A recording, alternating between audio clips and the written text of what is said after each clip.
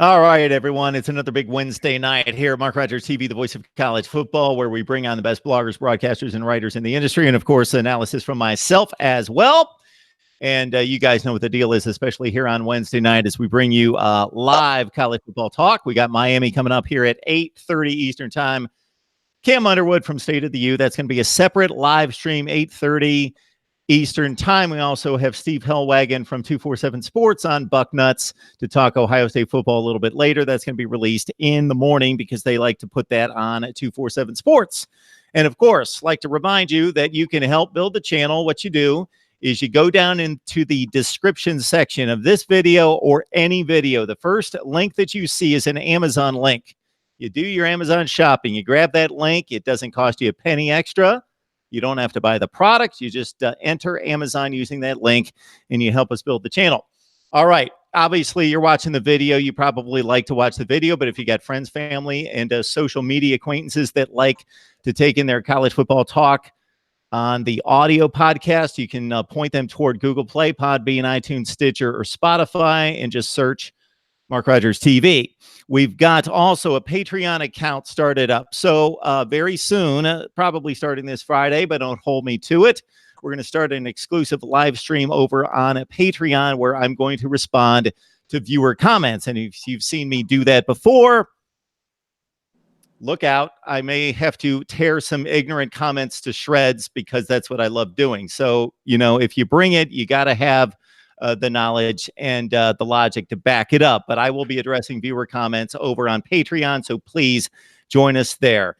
The newsletter, The Voice of College Football, you just send your email address to mine, your email address to MarkRogersTV@gmail. I'm not going to do anything stupid with it. I'm not going to clog up your inbox. It's going to be at the most one email per week, and it hasn't even been that since the end of the season, but we're going to start up the newsletter once again after we did 17 straight weeks during the college football season. All right. We'll also remind you that the super chat is on tonight at the live chat and the call-in as well, 860-325-3687. I will get the number into the live chat in here in just a second, 860-325-3687. But I am pumped to talk some Clemson football because obviously, there's so many holes to shoot through this football program, so I'm just going to cut loose. It's just been such a disaster, dumpster fire for the past 5 years there that I'm just going to take my shots at Clemson football. No, we got Bobby Durkins on the line, and we've got Pigskin Pete from their respective YouTube channels. So if you love college football, if you don't, I have no idea what you're doing. If you love college football, especially Clemson, you go find Pigskin Pete and you find Bobby Durkins and you follow their channels to talk some Clemson football. Gentlemen, how you doing tonight? How you doing? Glad to be back on your show, Bob. Good afternoon, everybody. Pigskin Pete here. Happy Wednesday to everybody. Wait, 1 second, though. I just got a notification from Mark Rogers TV that he's online. I got to go. That's a smart man right there. That is a smart man, regardless of what he's doing, what he's involved in. You get that notification from the voice of college football. You got to go directly to it. Now, I don't know, on the other hand, what I was doing getting Bobby back on here, but I guess I'm going to have to live with my decision now. Hey, glad to be back here. You know, it's kind of like kissing that ugly girl in school. You might not be proud of it. You might not tell everybody about it. She sure does give good sugar. Glad to be here. Okay, I'm glad you put sugar in the blank. I was for a split second there. Whew, I thought the channel was hit her right down the tubes. I thought I was done for. You worry too much. Worry too much. Glad to be back on here, spreading the good news of Clemson Tiger football. We are the premier football team in the country. Yeah. I mean, who else would you have on here? Somebody from Oklahoma? What are they going to do? But have a defense come out and play for them this year? No, they're not. Glad to be here. Pigskin Pete's on here, man. It's good. It's good. We got to get you down here, Mark. We got to get you down here. When you coming down here, stay well, Bobby. I am making my first road trip, if you don't count American Conference Media Days, and I'm sure neither of you will be counting American Conference Media Days, so we put those to the side. I'm going to make my first road trip actually for the Miami-Florida game the first week of the season. Wow. You get to see two subpar teams play. Happy We for you. could do that. We could possibly see the ACC championship game loser again, possibly. Hey, while we're making announcements real quick, I have an announcement to make. I don't know if you guys heard, I made my announcement earlier today. I am officially entering the college football transfer portal for fan bases. So if you're a fan of another team out there other than Clemson, because I'm done with Clemson, everybody's transferring, so I'm going to transfer too. So if you're, let's say, a Miami fan, Texas, Oklahoma, Michigan, South Carolina, maybe. If that's my last resort, I might go there. I don't think they want me there, though. But the rest of you, just let me know. I'm taking bids, by the way. So whoever has the highest bid, I'll come over to your team and start making videos for you. Yeah, the Clemson job for you is just too easy. It's just a slam dunk. Yeah. It's just a layup. So why not go somewhere else and go to the highest bidder? Do it that way. Exactly. Boys, we've already had 3 calls, so I'm going to take one here. I'm going to remind everyone, as I've explained before, because they are on a live stream and there's a bit of a delay, this may not work. We will try it one time and see if they can hear you, number one, and number two, if the confusion and the delay is going to mess things up. Otherwise, they'll have to field questions from me. And, of course, you get the live chat to offer your comments and questions. All right. It's Mark Rogers TV, the voice of college football. Who's on the line? DeAndre, how you doing, man? How you doing, buddy? You must be in heaven tonight. We're talking Clemson football here. So I said I got to call in, man. You always have them late-ass Miami Hurricanes out there, so it's about time you put somebody up there that we all want to hear from. Whoever pays the bills, DeAndre. Pigskin just pointed that out. That's you know, we're all freelancers. We're all mercenaries here. Whatever works for us. So, DeAndre, you go right ahead. I was just joking with you.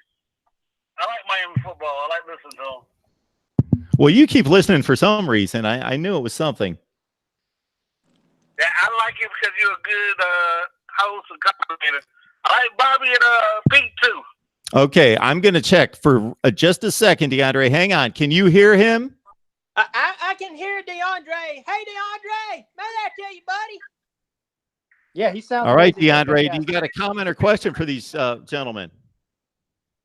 Man, I just love listening to their shows just like I listen to y'all, and I'll be listening all day. I heard Pete talk about Shaq Smith possibly transferring, but I'm not shocked. I mean, he was one of the top players coming out of high school, and he ain't never did anything. So, I mean, he rarely plays, so he might not be a good fit for the program. So I see him on his way out. You know, it's just the truth, because I've never seen him get on the field. Even this year, he only got on the field, I can remember, 10 games him playing. So I hope we got some good backups, but I mean, if he's about, it's his time to shine, and he's leaving. I don't know what to say about him, and I just say before I let y'all go, the SEC sucks, the Big Ten definitely sucks, and the ACC is king because Clemson's in there now. So y'all have a good show, and I'll be listening. And I love the show as always, Mark, and I'll keep donating to all of y'all. Tell Bobby I need to catch his show some more, because I never can catch him. Well, DeAndre, if you're the king of a third world country, follow my analogy here. What does that tell us? Hey, Alabama is the queen of the Southeast Conference. What I tell you, they all absolutely. You are king. There is no doubt about that. Hey. But don't try to defend that conference this year. Maybe you can show up this season. But all right, DeAndre, we appreciate you stopping by. You got anything else for us? No, none of the SEC teams could beat Alabama like Clemson did. I think Syracuse will whoop everybody over there. I'm just joking. Okay. You could probably anticipate I was about to tear into you there. Okay. Tell DeAndre. All right, Mark. Hang on, DeAndre. Bobby, what you got for us? Oh, he's gone. Tell DeAndre to lay off the malt liquor before he calls in. I think he's been hitting the hooch just a little too much. Wherever the hooch is, okay.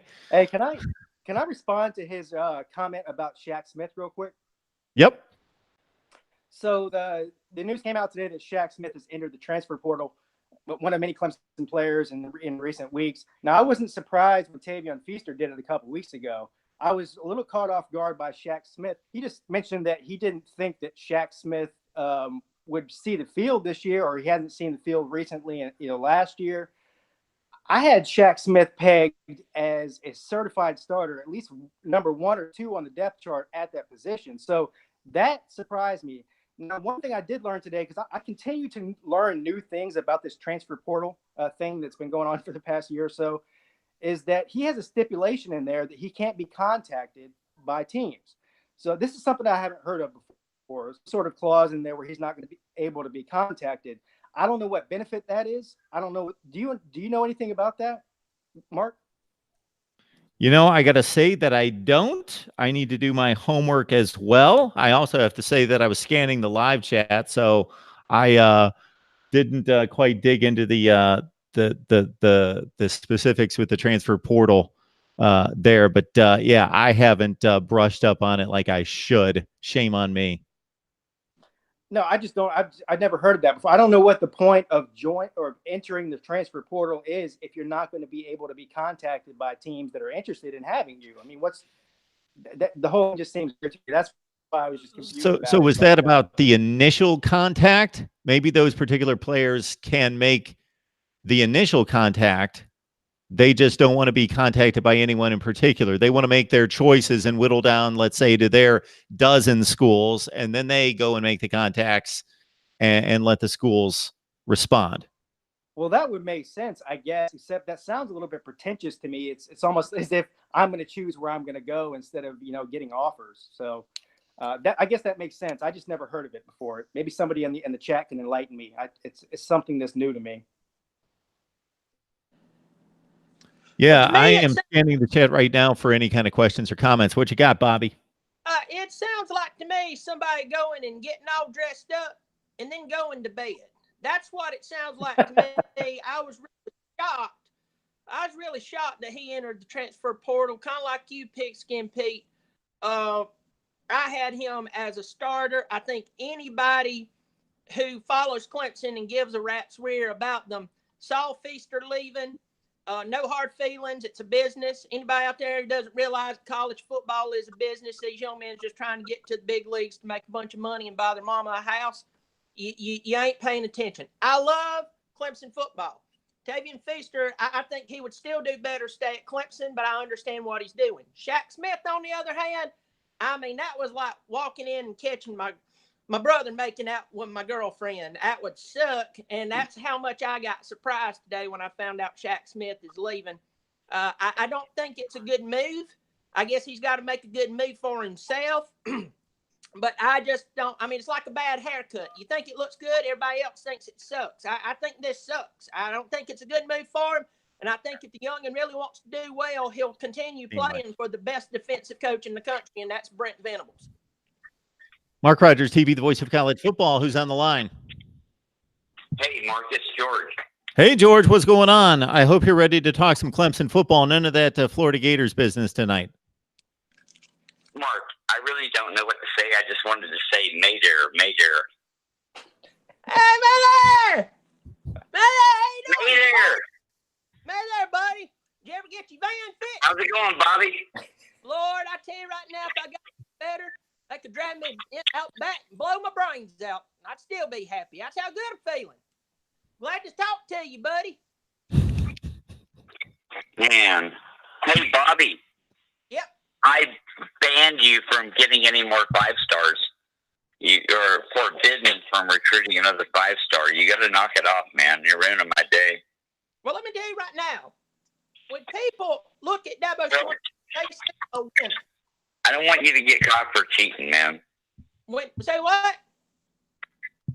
I don't want you to get caught for cheating. You need to back off a little bit. Well, you can't get every 5-star player. We're giving away bags of Ostarine down there. Everybody's getting jacked. I'm so mad. I can't wait to meet you in the national championship game. And George, it's nice to talk to you, but I got to ask you a question. In what millennium are we talking about us meeting in the championship? George, what are you doing there? You're making all sorts of noise. Georgia, Maybe I asked the wrong question. It's over. It ended. My neighbor came over and we were doing something, but okay. Okay. All right. All It right. sounds like he's fixing his van. Anyway, Bobby, I know it's going to be me and you in the national title game, so get ready. well, I believe you got one part of that right, and that would be Clemson will be there, and Florida will be watching. But good luck to you. Good luck to you. After we take Georgia out, we're going to be so pumped. We're going to go into the playoffs like we're King Kong. The national championship game, George, wouldn't happen to be in Florida this year, would it? Is that what you're talking about? Wouldn't that be crazy? All right, George. The national championship is Florida against Georgia, and then we'll meet the juggernaut Clemson after we beat Alabama. What a schedule! I love the SEC. Listen, George, you better beat Miami first, man. and get Clemson to join the SEC. Pigskin just said it. Missouri for Clemson. Pigskin beat me to it. I was just about to say it. Week 1. That's all you need to focus on. Week 1. Win that one. Miami has a 0% chance of winning week 1. Week 0. Okay. I'm past. All right. I'm more in the 60-40 range myself, but okay. I want Clemson. They stole our running back. Yeah, you had that top running back right out of Lakeland. You guys used to own that school. And he went to Clemson. And he's like, I'd rather win the Heisman the first year than play for Florida. I'm like, whatever. Okay. Rather win the Heisman, rather win the national championship. Win the Heisman the first year. Yeah, Clemson's good. I'm scared of them. Hey, George, I think we have more Guaranteed players a on our spot in team the from playoffs Florida before than the you year do. begins, you know? Pigskin's thinking that Clemson has more Florida players on its roster than you do. I know. This is a problem. God, how the mighty have fallen. The mighty from 2008. Like the It's been a while, George. like the movie about the Ducks, you know? The Mighty Ducks. So, All right, George.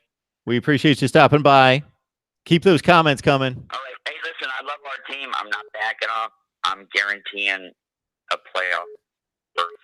You've got a good team. You've got something going pretty well. You've taken a bit of a slide here in recent weeks in recruiting. It hasn't looked real good, some of the moves that have been made. But, yes, you had a nice first season under Dan Mullen. He's a capable coach. I think he's the right fit. With all due respect, I think you get a nice little football team that's going to lose like 3 games. We can lose 2 games and get into the playoffs. No one else can do that. That's You because of our could. schedule. It's We could technical. lose LSU and Auburn and beat Georgia and Alabama and still be in the playoff. You know. Okay, let's Nobody else can do make that happen. Nobody else can do that. All right, No other George. team can do that. Let's make that happen. Clemson can't lose 2. Miami can't lose 2. Oklahoma can't lose 2. And Nobody else can lose 2. We can lose 2. And George, when you make the That's how good comment we that are. Clemson can't lose 2, that's exactly right. They can't lose 2. So they're not going to the playoff with 2 losses. They're just going to go to the playoff. They can't lose 2. I don't see the 2 losses. Unless Trevor Lawrence hurts his wrist fishing, and then they're in trouble. Maybe. Right. All right, George. No one's unfallible. We appreciate the call, man. I love you, Bobby Durkins. I love you, Pete. I love you, Mark Rogers. 10,084 viewers. Appreciate that. All right, George. Later. Have a good one. Yeah, I wouldn't call George a delusional fan necessarily. I would call him, well, a delusional fan. Never mind. Forget about it. Gentlemen, at any point there, did y'all ever question if he had his pants on during that phone call? Because I did. I didn't want to go there. I didn't want to think about it. That thought might have flashed through my mind just briefly, and I just quickly got rid of it as soon as possible. Let's move on. Speaking of just more appropriate topics, somebody here in the live chat is asking, not necessarily about Clemson football right this second, but your old friend Kelly Bryant is, of course, the quarterback at Mizzou. How do you think he's going to do there? Pigskin. I see him doing very well. I'm a little bit hesitant to say that, Missouri's going to win the East or anything. Actually, I'm very hesitant to say that. Missouri fans are in for a rude awakening or maybe a good awakening. I don't know, either way. But they're going to see a lot different style of football with Kelly Bryant at the helm than they saw with Drew Lock.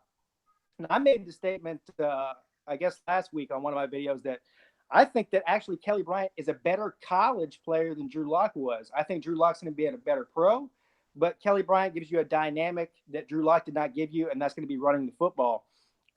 They have a lot of really good talent on that offense. They have some really good receivers, some very speedy running backs.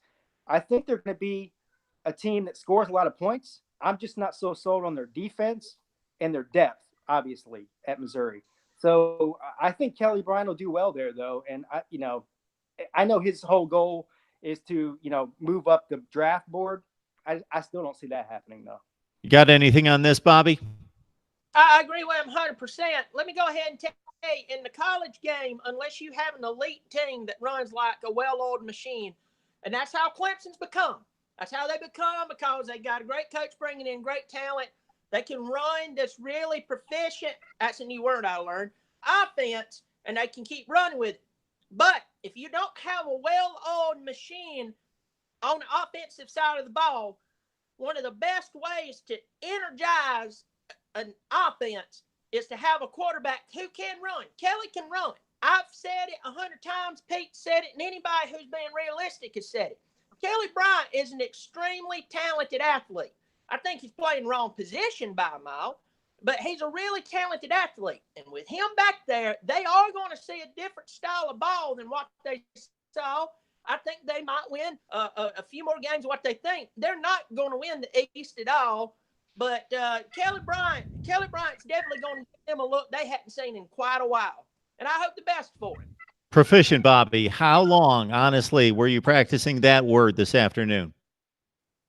From the time I woke up. Okay. All right. Just checking. It's Mark Rogers TV, the voice of college football. Who's on the line? Hey, Mark. It's MCD Sports. Oh, boy. Here we go. You got Bobby Durkins on the line. You also have Pigskin Pete. I'm just a bystander, just a facilitator. They're your guests. They're your analysts. We want to feature Clemson football here. What you got for us? Well, two things about Clemson. I actually am calling up about Clemson, not Maryland tonight. Number one, I just want to congratulate you all on the championship. I thought it was well earned. I think you guys should be favorites going into next season. I think you guys are the only team in college football right now that has a chance to go undefeated. So I just want to congratulate both of you on that. It was well earned. The way you were talking the other night, MCD Sports 4, you were talking like Maryland was going to go undefeated, trying to convince me that they were going to do a clean sweep of Ohio State, Michigan State, and Penn State. Mark, I was trolling you that night.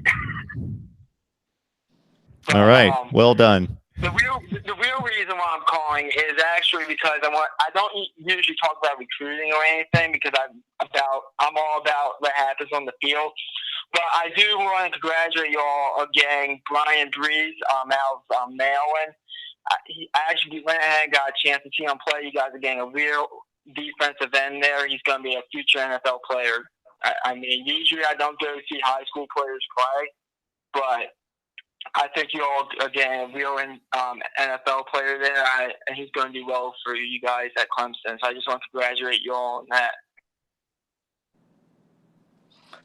Awesome. I don't know that they had a whole lot of responsibility in that matter, but anyway, I'm sure they appreciate your congratulations there. I take all credit for it. Can I? Anything else for us, man? Say something to him? Yeah, absolutely. No, that's all I have, Mark. And, well, Pigskin Pete's got something for you. Okay, yeah, he can go. Yeah, so we were talking earlier about this Jack Smith transfer, and I've heard from a lot of people that Maryland might be the top of his list because of a former coach that is at Maryland right now. Does he know anything about that? About what? The Shaq Smith possible transfer to Maryland, just that there are some rumors out there that he's looking heavily at Maryland because he's got a coaching connection there. No, this is actually the first time I'm hearing about this whole thing. I mean, if we get him, great. Personally, I think our team's good enough to at least go 7 or 8 wins. If we get him, possibly 9. I think our ceiling is 9-3 this year, personally. But if we get him, great. If we don't, oh well. But hopefully we get him. I'm trying to do the math on this, MCD4. That you told me the other. You told me the other night that Maryland was going to win the Big Ten championship. Now you're telling me tonight that their ceiling is 9-3. Therefore, you need to tell me the last Big Ten champion that went 9-3. Yeah, Mark, I was trolling you. Oh, okay. You're being trolled. I mean, that's what I did for a living. So, but. Hey, Mark, can I 9-3. Can I add something here? Bobby wants to jump in here, MCD4. Mark, in his defense, a team can be 9-3 and win their conference if all the teams who are in front of them are on their team bus and it drives off a cliff by default. Well, hopefully we can avoid that situation for all conferences this year. I would not enjoy that regardless of the teams involved, but hopefully with that situation's avoided.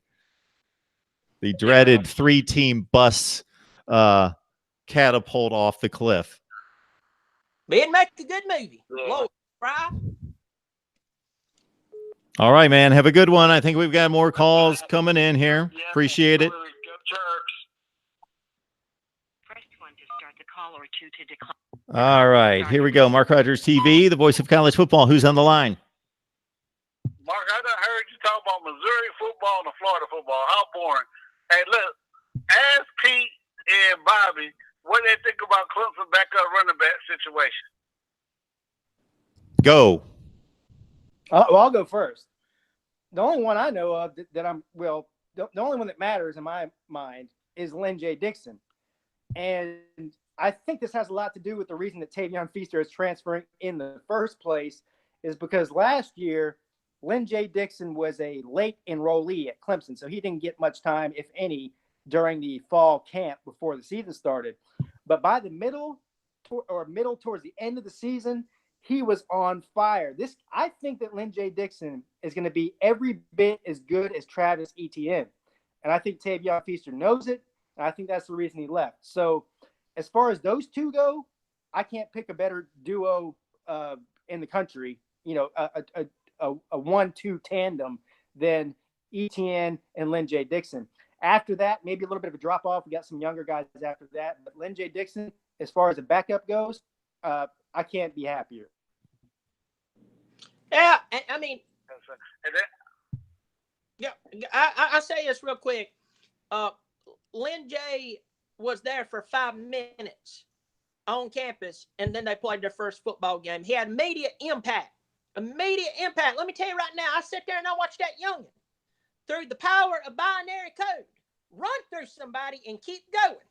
Now, when you have that type of ability, you have that type of gift, and you have somebody, and Feaster has done some great things, but he has not been the #1 recruit at running back that we thought he would be. You have to remember that Travis Etienne was ranked number 13, number 16 overall as a running back in the country coming out of high school. You have Feaster, who's #1 ranked running back in high school. If you just put them boys out there and ask who was the #1 running back coming out of high school, you bet every dollar you ever had that it was Travis Etienne. So I'm not saying that Travis has failed. He just hadn't lived up to it. Then you have Lynn J. come in here, and he's doing what he's doing. That's why this whole transfer thing has started up. But Lynn J. Dixon is the man. And what that's going to do is they can spread them carries between them two youngins, and they stay fresh as my socks after my wife puts some cleaner in them. And let's talk about the great ACC team that's going to be pretty good this year. University of Virginia. Nobody's giving them any praise. Everybody's talking about Miami, and everybody's talking about Florida State. But I think UVA is going to win the Coastal this year. You know, you expect the what's those guys called, that fake Carolina school down there that's playing in the SEC. The fake Carolina school? Yeah. Yeah, the real Carolina's in Chapel Hill. That's the only Carolina I know. I don't always keep up with Clemson humor, DeAndre, so you got to explain sometimes. Okay, Carolina, UNC, Carolina, Chapel Hill, then you got Carolina Gamecocks. And they all call each other Carolina. People in South Carolina call their Carolina the Carolina, but other people call Carolina and Chapel Hill the Chapel Hill. So, you know, and that's why when Dabo says the real Chapel Hill, the only Carolina that he knows is in Chapel Hill, and the only USC he knows is in Southern Cal and Los Angeles. Yeah, listen, the real Carolina is in North Carolina, and the real USC is in California. But as far as what he said about Virginia, I'm not a buyer on Virginia. I think that Virginia's got themselves a good coach. I think that he's probably the best coach they've had in maybe 15 or 20 years, maybe even longer than that. I don't know.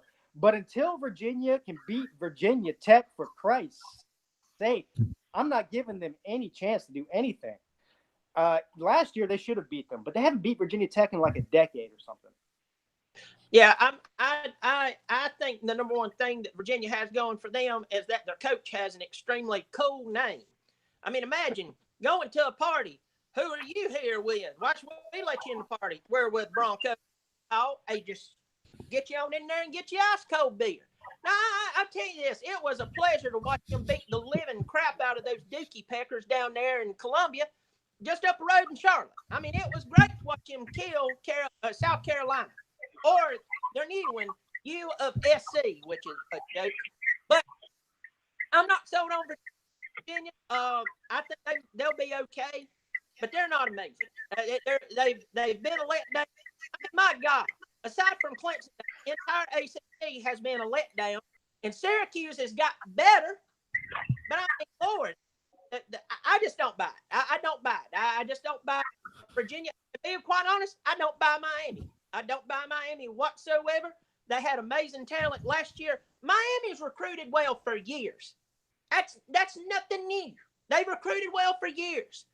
And it's just, I just don't buy it. I don't buy Virginia.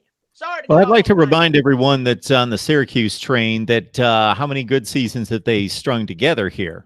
One. Okay, yep. One. They beat a West Virginia team in the bowl game, and they did what they needed to do. They showed up and won the game, but no Will Greer, no top two out of their three wide receivers, no left tackle who got drafted in the second round of the NFL draft. So West Virginia came in a little bit depleted. What Syracuse did what they needed to do, but who is the best team that Syracuse beat last year? NC State? Probably. Okay. Probably West Virginia in the bowl game. Well, West Virginia, but I'm talking about not necessarily the West Virginia team that showed up for the game. Yeah. Now, I disagree with Bobby on one thing. I think I am buying Miami, and I'm not buying Miami to win the ACC or win 11 games or make the playoff. But I do believe that last year was a little bit of an anomaly for Miami. I think their roster is better than what their record said, and I do see probably a little bit of a problem with the transition in coaches, just a difference in philosophy. But he was there last year as a coach. It's not going to be a complete different, turnover. I think that Miami is capable of winning 10, especially with their schedule. If they can get past Florida, I think they can easily win 10 games next year.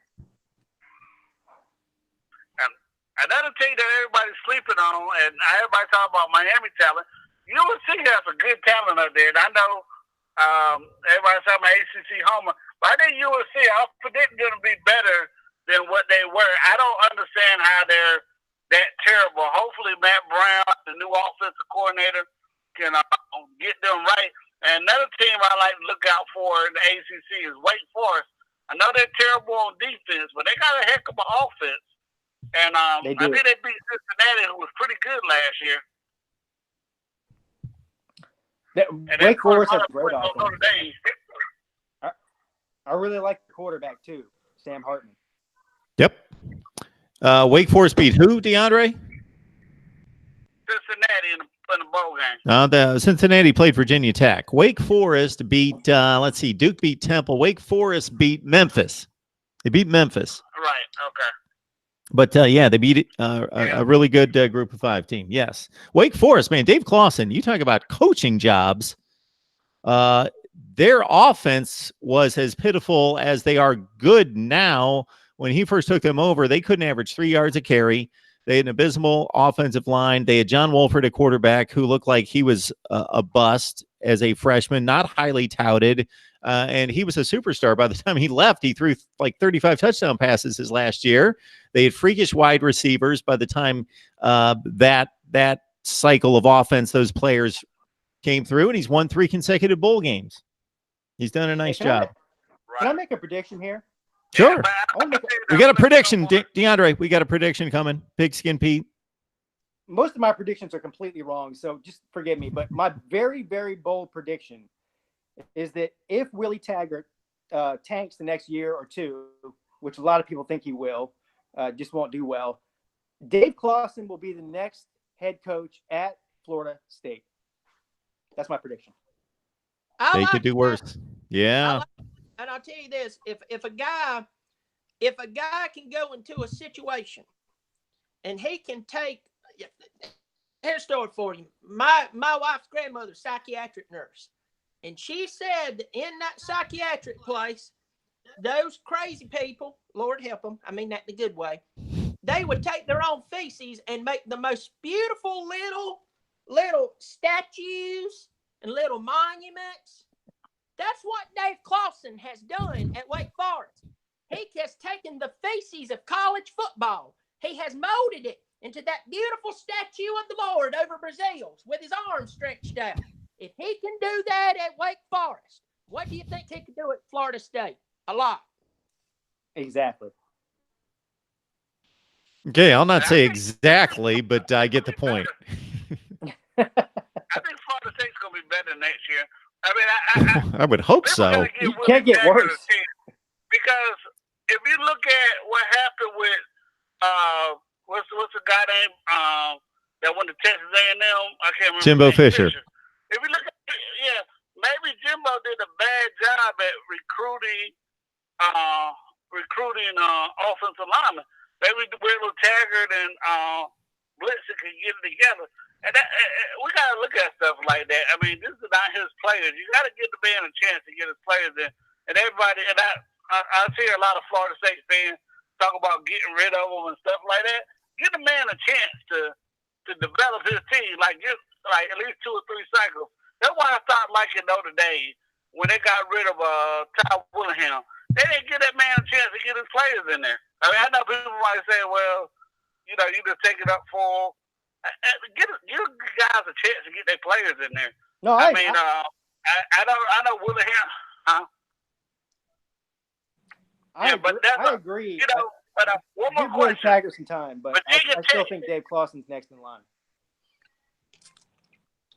Virginia Tech. I think they're going to be pretty good next year too. I think that's another team that we got to watch out for. That guy can't be that bad of a coach. He won at Memphis. I mean, I don't get why Virginia Tech struggled like they did last year, but I think Virginia Tech is going to make a up and coming run too. So there's like 3 things that come to mind as to why Virginia Tech struggled last year, DeAndre. One is that they had an extremely young defense coming back. They returned 1 or 2 starters. They had a really good defense the year before. Most of those guys moved on.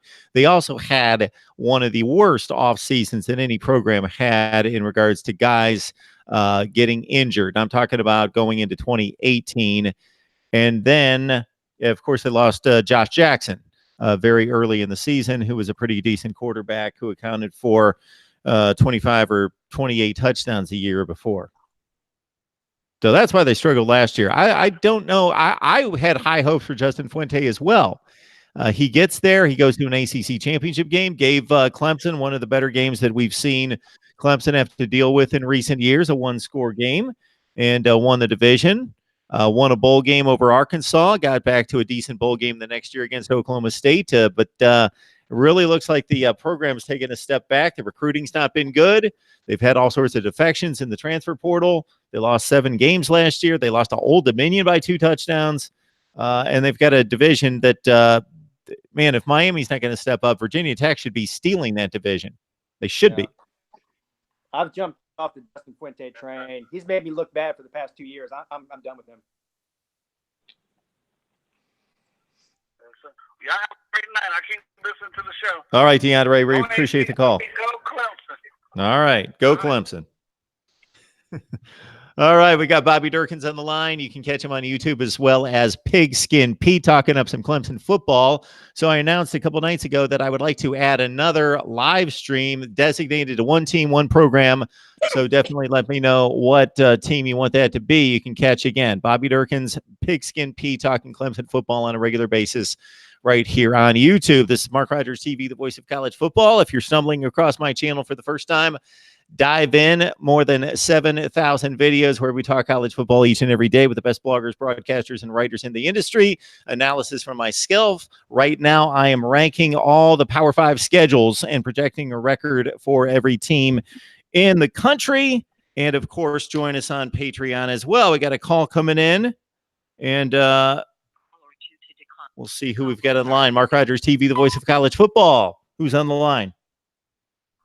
Marcus Ramon, what's going on, brother? Hey, I appreciate the contribution, sir. Thank you so much. What's up? Oh, not a problem. Anything for the best show in college football right now. Thank you. I appreciate that, sir. Do you have anything for our Clemson panel here? First of all, I got to figure out where the heck Bobby's from, because that's some serious twang you got going on. Is there a twang there? Did you notice an accent? Bobby, can you say something for us? Is there... Oh, Lord, I can say many things for you. I can say a lot. No, the Lord blessed me to be able to be born in the upstate of South Carolina, up near the hills. And this just the way I talk. It's just like I talk. It's the way it was written in the Bible when Jesus spoke English. I mean, it was just, this is me. But I'm glad to speak to you, Ramon. You doing well? Yes, sir. I'm doing excellent. I had a chance to go to Clemson about 4.5 years ago for the first time. I went on campus. I was staying with some family in Anderson. Had a hell of a time, by the way. Ramon, speaking of accents and voices, I could use your pipes. You've got a good set of pipes there. You got a radio voice, sir.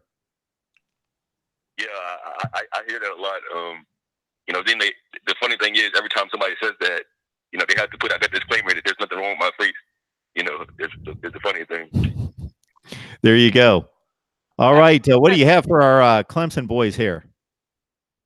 Yeah, obviously they got that big second game of the year against Texas A&M. It seems like Dabo and Jimbo can't get away from each other for one thing. But before that, you got the transition going over to Georgia Tech for the first week. You got Jeff Collins, a guy that's got a lot of juice, a lot of energy, installing a new, I don't know if I say high flying, but definitely more versatile offense than what had been ran over there with the triple option for the past 10 plus years. And obviously everybody knows. Well, most people know Jeff Collins' defensive resume. It's not going to be that stacked defense and that weird stuff that they've been throwing out at Georgia Tech. Also, it's a big switch over on both sides of the ball. I kind of wanted to get their take at that, being more competitive than it's been in years past, and then it's going to be a good primer, get them all revved up and ready for that second week. Look, I've been at the forward movement of getting rid of Paul Johnson. We're talking about Georgia Tech, right? Yes. Sorry, I had to get up and turn the light on. Yeah, I've been at the forward movement. They fired him about 3 years too late. In my opinion, how long there? 10 years, 12 years, 12 years too late. But I think that Jeff Collins is a perfect fit for Georgia Tech. They're in the hotbed of recruiting in Atlanta, Georgia. You can't get a better recruiting base than where he is. And they were the only one left in the country outside of a non-Power 5 football team that was running that triple option stuff. So and he's Georgia Tech guy too, right? He played there and coached there before. So I think it was the perfect hire, the perfect fit. And I still think it's going to take them 2, 3, maybe 4 years to turn it around. And I hope that they're patient with him and that they give him at least 4 or 5 years to get things moving. But I think in the future, Georgia Tech is a force to be reckoned with. I'm not talking about national championships or anything like that. I'm just talking about as far as being an upper tier team in the ACC, and we'll see where he goes after that. Yeah, I'll tell you this about Georgia Tech. If you go back to late 90s, early 2000s, Georgia Tech, and mind you, they had the same academic standards that they have now.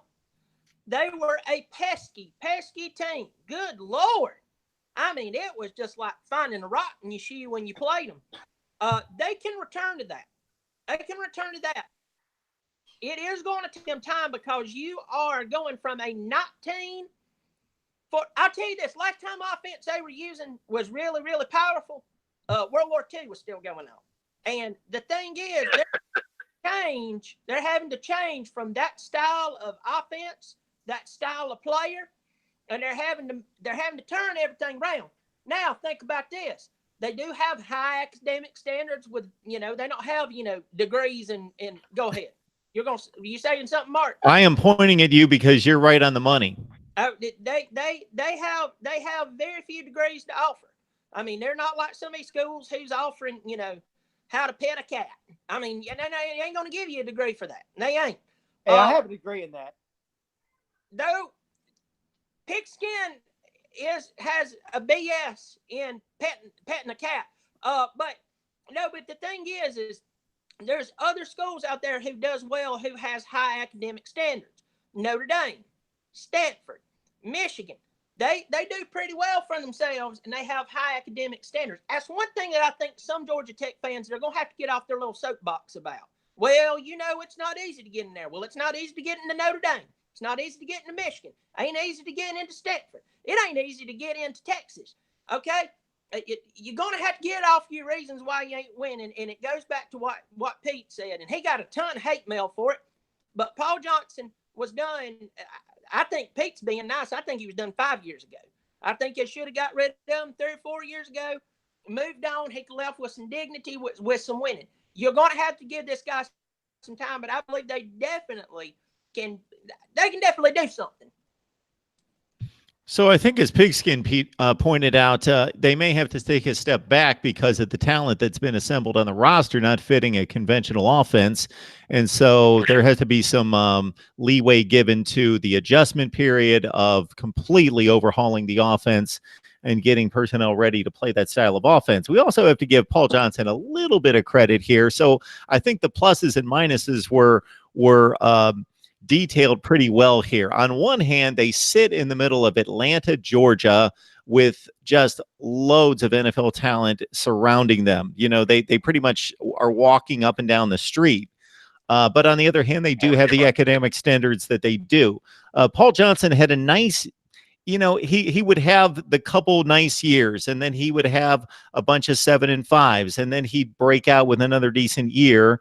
And going back to 2008, I'm looking at the record right here. He's got 4 Coastal Division championships. In that same time span, Miami had 1, finished in the top 25 3 times. Now, if I'm rooting for a Power 5 team, I would like to finish in the top 25 more times than 3 times in 11 seasons at a place like Georgia Tech.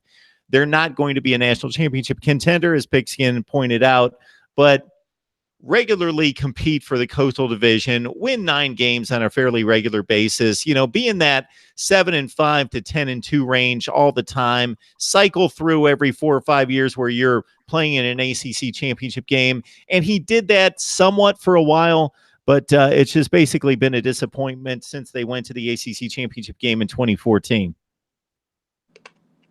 Right.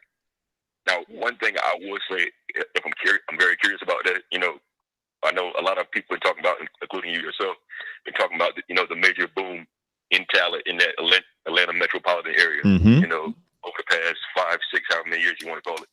I'm almost curious if that could actually fast track them, because back when they won that, what was that title they won? Was that 91? I mean, not 91, was that 90? The national championship, 1990. Yep.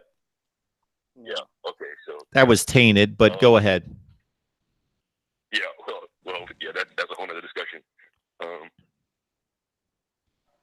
The talent in Atlanta, is far more superior at this point in time now. You know, Absolutely. It's almost a situation in Georgia where it's, I don't want to go as far as to say Florida, California, Texas, but it's a situation where the high 3 stars are equivalent of what would be ranked a 4-star in any other state this time, you know, as you know, like a place like Idaho or Wisconsin or something like that. So I almost feel like they can fast track it in that sense. I agree with him there. I agree with him on the talent in the state of Georgia. I mean, you got to think that there's so many teams in the top 50 or top 100 of the high school, you know, top 25, top 100 schools in the state of Georgia. So they're getting a lot of big talent playing each other just because they're all there. They're all there. And I think what you could look at is a lot of these private schools too is where you see some of this talents at these private schools. I mean, you can get some smarter guys out of there to be able to meet your academic standards. I mean, you got to think Calvin Johnson. I know he was one guy. Calvin Johnson went to Georgia Tech. He studied engineering. That guy's a smart man. He ain't an idiot. And they brought him in. They can bring in 3-star players and win. Just ask Boise State.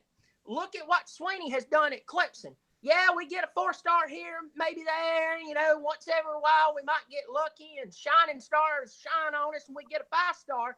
But what's going on right now is not how Sweeney built his team.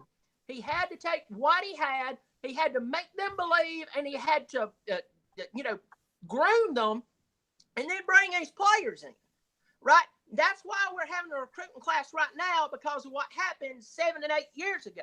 That's what Georgia Tech is going to have to do. And as I said before, they're going to have to get off their soapbox about their academics. The only way they need to stand and talk about their academics is if they're going to enter a spelling bee. We're talking football. You need to go ahead and go after these 3-star players there. You may not get you 5-star. You may not get you 4-star. Find someone who fits the academic standard, and you can in the state of Georgia, and you can in some of the surrounding states, and you can rebuild the football program. Just a historical footnote here, Ramon, to cap off what you mentioned about the 1990 team. I knew that I was going to be in the ballpark here. Just the state of college football at the time. Georgia Tech won a national championship, winning the Citrus Bowl over a team that was ranked. What would you guess a team that just won a national championship would have to play? A team ranked what in the country? How about 19th in the country? So they're playing the 19th ranked team in the country to win a national championship at the Citrus Bowl. Yeah. Also, it's just interesting to note this hit me kind of funny in looking at their schedule from 1990. They played a game at Wake Forest. What do you think the attendance was at Wake Forest? Let's take a poll here. What was the attendance at Wake Forest for a game against Georgia Tech in 1990? This is the support at Wake Forest football. I'm going to guess and say 28,000. Okay. I was going to say 15,000. I'm going to say 2,000 people. Well, there might have been legitimately 2,000 people there. 13,493 at the Wake Forest game. Wow. So anyway, Dave Clawson doing a heck of a job there at Wake Forest, winning 3 consecutive bowl games. Ramon, you got anything else for us? Yeah, just one quick sure. question before I let you guys go about your business. When you look at Syracuse right now, because, it's funny it is to say, that's the closest competitor to Clemson right now. Do you guys see them as a team that can be, because I don't want to get too crazy with the Syracuse thing, I mean, it's still Syracuse at the end of the day. You guys see them as a team under Dino that can be like a perennial top 15 team, or do you think their height, their ceiling is a Boise State, be good every few years type of thing? Well, first of all, Syracuse is the closest to Clemson.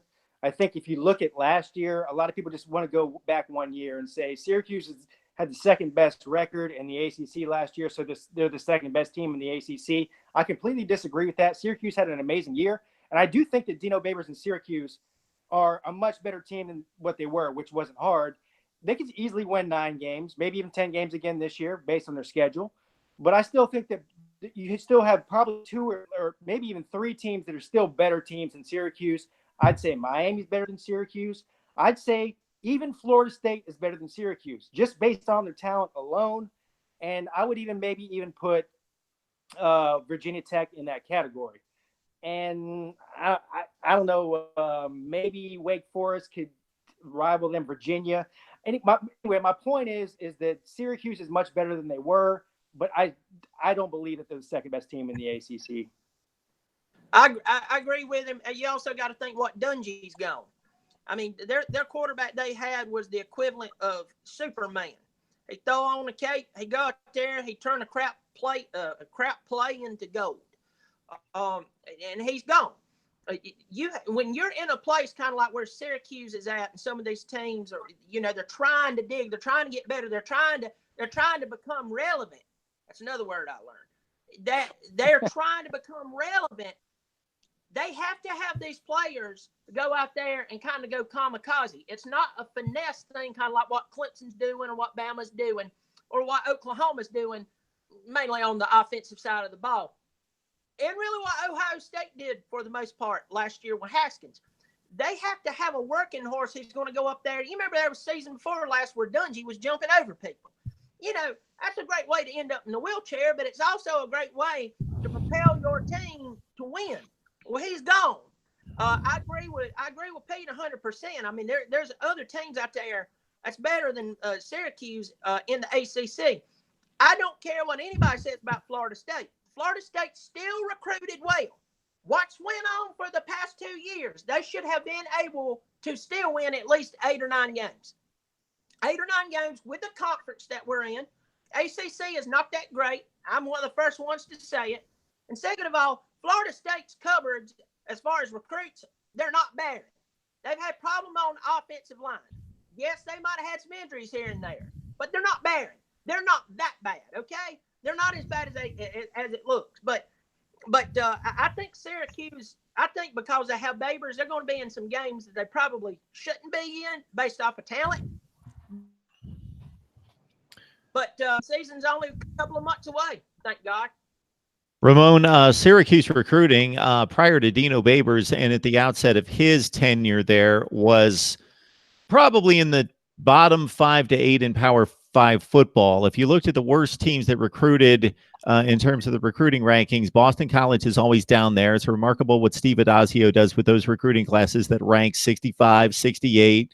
Kansas, of course, Kansas State, what Bill Snyder was able to do, remarkable as well. But Syracuse always had awful recruiting classes. Now he has upgraded them generally about 20 to 25 spots, but they still are recruiting like top 45 kind of talent. And that's not going to convert year in, year out to 10-win seasons. As Pigskin Pete said, that was one season, 4-8, 4-8, 2-6, 2-6 in the conference the 2 years prior to that. Eric Dungy was a gamer, as Bobby said, but they've got this kid, Tommy DeVito, coming in, who's actually a higher rated passing quarterback coming out of high school. We'll see what he has. He got on the field a bit last year and played pretty well. But I would think that Dino Babers is doing a nice job at Syracuse if he can go 7-5, 8-4 consistently. And then if he cycles through and catches a few breaks, catches some key teams at home, and maybe has a shot every 4 to 5 to 6 years to do something close to what he did last year, go 10-2, 9-3. But most of the time, 7-8 wins at Syracuse, and he's doing a job. Alrighty. All right, sir. We appreciate the support. Thank you so much for calling. Great night, Pete and Bobby. As a Miami fan and as a fellow ACC team, it was at least good being friends for the offseason. You guys have a good day. Thanks, Ramon. All right, Bobby Durkins, Pigskin Pete. Please, everybody that's listening to us tonight, go check out their YouTube channels and their coverage of Clemson football from very, very unique angles. They've got a style, each one of them, all their own. So please check them out right there. I appreciate you contributing here, everyone, on the live chat, to the comments, to the videos right here at Mark Rogers TV, the voice of college football. And, of course, join us again on Patreon, where we will have an exclusive live stream, viewer comments, reacts from me each and every week, and a whole lot of other good stuff going on there. Amazon link in the description section of each and every video, including this one. Grab it, use it when you do your Amazon shopping to help support the channel. Doesn't cost you a penny. And of course, you can catch the audio at Podbean, iTunes, Stitcher, Spotify, and Google Play. And we will be back at 8:30 tonight, so in just a few minutes, to talk Miami football. A different link, but right here, if you got it locked in and if you got a subscription, then you never miss anything here at Mark Rogers TV, the voice of college football, and be looking out for the continuation of our schedule rankings. And I'll mention to both of you, gentlemen, that I am ranking the schedules in the Power 5 from 70 all the way up to number 1. And when I stopped at 60, I was at the Clemson schedule. Now, even though a couple people took a shot at me, I clearly stated and even put in the title of the video, not their fault, meaning they scheduled South Carolina a decent Power 5. They scheduled Texas A&M a home and home. They can't control the ACC schedule. They've got Georgia Tech and North Carolina in the other division, so kind of a light touch in the Coastal Division for Clemson. But they've got a pretty easy schedule. Again, not their fault, not a Baylor going out not scheduling anyone. That's not the situation. What do you guys think of the Clemson schedule this year? Well, go ahead. Oh, no, go Pigskin. Sorry. Well, I was going to say, I think it's an easy schedule on paper. People have to keep in mind that we do have Florida State in our division. It's not our fault that Florida State's been terrible the past couple of years. So Clemson's in the tougher of the two divisions in the ACC. And like he just said, we schedule Texas A&M. Hell, we schedule SEC teams every year. We've scheduled before that. We scheduled Auburn 4 out of the past 6 years. We have Georgia, LSU, and I guess that's it. Georgia and LSU in the next few years, and Notre Dame, which is an ACC team, by the way. Don't let anybody tell you they're not, but that's considered an out-of-conference game for Clemson. But anyway, listen, if you put anybody on the field in front of Clemson, as far as I'm concerned, it doesn't matter if they're in the ACC, the Big Ten, the SEC, where they are right now, they'll compete with anybody on any given day. And all we can do is line up and beat the people that we beat. And so that's it. Go ahead, Bobby. Didn't want to cut in on you there, and your words of wisdom are always amazing. Touch my heart. I will tell you this. I hear crap about how easy our schedule is all the time. Pete does too. And here's what's funny about it. Every time we play somebody who's worth their weight in salt, we dominate them. We dominate them. I don't care if it's in a playoff game. I don't care if it's in a championship. I don't care if it's regular season game. We dominate them. So, I mean, you can keep picking at us and go, the ACC sucks. Well, you're right. Congratulations. You're not a bona fide idiot. But when you start acting like a bona fide idiot is when you start saying stuff like, y'all don't play anybody. Ask Alabama how well we play. Ask Notre Dame how well we play. And they'll tell you, you're going, whether they want to or not, they might even whisper it or pass it in a note. They're going to tell you, yeah, we got owned. So, I mean, Clemson has the national championship banner, have 2 of them out of the past 3 years. I'm almost to the point I don't even care to have the conference conversation anymore. It's like, yeah, ACC's bad. Now what? Now what? You want to play us? Lord, take us to the other side of the country to Santa Clara. We'll beat the piss out of you. We'll come down to where you're at. Your little crappy little school you pull for. We'll beat the piss out of you. And you can sit there and chant and talk about how you're in the SEC West or the SEC East, and you can chirp, and you can sound like the annoying little kid at school that the teacher wants to punch in the mouth and get away with. And you do. We'll come play you, and we will beat your brains in. So, to answer that, no, the whole conference thing doesn't even bother me anymore because it's just a bunch of losers mumbling about it. So I'm glad you put not their fault on there because it's not their fault. So for me, this program reached a certain level around 2011, 2012. Won the ACC, even though they got blown out in the Orange Bowl. Then they came back. They beat Ohio State. They started to win almost all their games. They couldn't get past the Florida State hurdle, but they were definitely a much improved top 10 level program. And then boom, a couple years later, the emergence into the national championship game in 2015. Boom. So since then, outside of Alabama and those epic games that were played, Alabama, of course, winning the first one 45-40, Clemson coming back to win on the Hunter Renfrow touchdown, and then Bama coming back against Kelly Bryant when Clemson was depleted on offense, and then Clemson dominating the other one. Take out Alabama. Look at all the elite teams. Clemson's couple struggles have been against Pitt, Syracuse a couple times, Texas A&M on the road, a good team, not a great team, but a top 15 club. But when they've run into Ohio State, Notre Dame, Oklahoma, what have they done? They've taken care of business. They've taken care of Auburn twice. It's very difficult to knock this program and what's been accomplished in the last 5 years in particular. Yeah. On the national stage. Yeah. What Bobby Durkin said, he hit the nail on the head. I couldn't have said it any better myself. So I'm just going to leave what he said to bed there. He nailed it.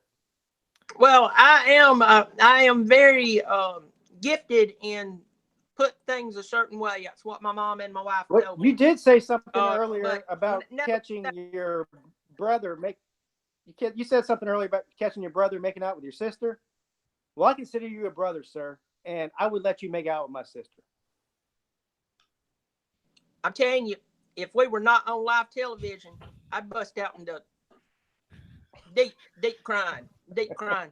I mean, I'll tell you this. I think what Clemson does, they've got caught sleeping, and this happens with big programs all the time. With like you were talking about Syracuse, Pittsburgh, A&M. As you said, I mean, you hit the nail on the head. They're not there yet, but they have the talent.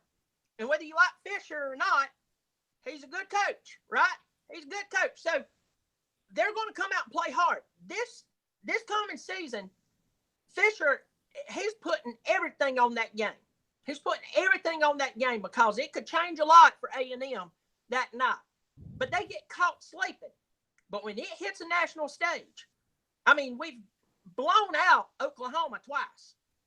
I mean, just murdered so many good football teams, and it's their very fan bases that comes up here and tries to be just jerk. Hold on one second, son. I'm on here doing butthole. Buttthole. Butthole. That's how you spell it. They keep writing you later to your grandma. All right, love you. Okay. You got both T's in there. All right. Yeah. No. But the truth is, it's these fan bases who's always coming after us. And we're the ones who dominate. So I don't know what people are smoking these days. I don't know what they think is going to happen. But Sweeney has built the culture. You got to look, in his second full season, he had a losing record. I mean, I was calling for his head myself. The guy continues to grow. He got blown out by West Virginia, like you said. He fired the then defensive coordinator and hired Brent Venables. His decision-making is incredible. I was talking to a guy recently.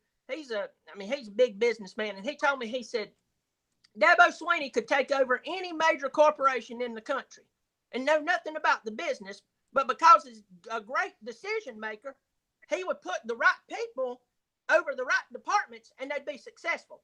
That's why he's done well. And I've said this on your program last time I was on there, Mark, is this, that everybody wants to talk about head coaches. Clemson's interested in talk about coaching staff. You got the entire coaching staff who's building this thing, from offensive coordinators to defensive coordinators to positions. Dabo is saying, hey, I might be the head guy, but I'm smart enough to put all these geniuses together and keep them together. That's why we're so dominant. Not to take this conversation in a different direction, because we're going to wrap it up in just a second here. But the one game that gets lost, because any dynasty needs to have a little luck at times, the one game that I think gets lost by a lot of people is back in 2016 at home against North Carolina State. If that field goal is made by North Carolina State. So sometimes people say that team lucked out, and they might be right, but other times they misconstrue a close game for a lucky finish or a break, because maybe they went on an 80-yard drive and pulled the game out, and their quarterbacks and receivers and offensive line did a great job, and they won the game, and they took it away from the other team. That's different than the other team screwed up. And in that case, Clemson, all due credit, we could sit here all night and go through national championship seasons from other teams that legitimately won national championships, and they needed a little help during the season. And 2016 for Clemson was one of those, with North Carolina State missing a field goal that would have ended the game, and it was like a 32-yarder, and Clemson would not have made the playoff. First of all, I want to say I completely agree with you. I was at that game, Mark. But I'll tell you this. People tend to, just because of the situation that's happening, on a field goal at the end of the game that you missed, as opposed to a field goal in the first quarter that you missed. It's more field goals, I don't think, in maybe the entire country in the past decade than Clemson. Our kicking game has been absolutely terrible. And so, if there's a lot of games we could have lost or should have lost because of all the field goals we missed in the first and second quarter. So I completely get what you're saying. You are right. There's no such thing as a team that wins a national championship without a little bit of luck along the way. So I agree with you there. If they'd have made that kick, we wouldn't have been national championships that year. I think Bobby Bowden said that you got to have the talent and you got to have a little luck. It happens, and you see the national championships that he won in the dynasty that he left. And I mean, you're 100% right. We also got to think about, I don't mind talking about it. It's almost like some people like, oh, I can't believe you brought that up. It's almost like you're throwing your team under the bus.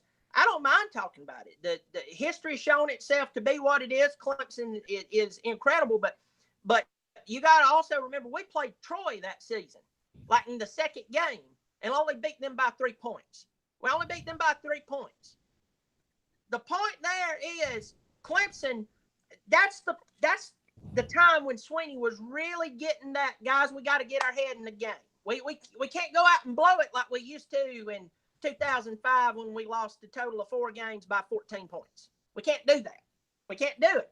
Go look it up. 2005, we lost 4 ball games by a total of 14 points. And the funny thing about it is 6 of those points came off of 1 game.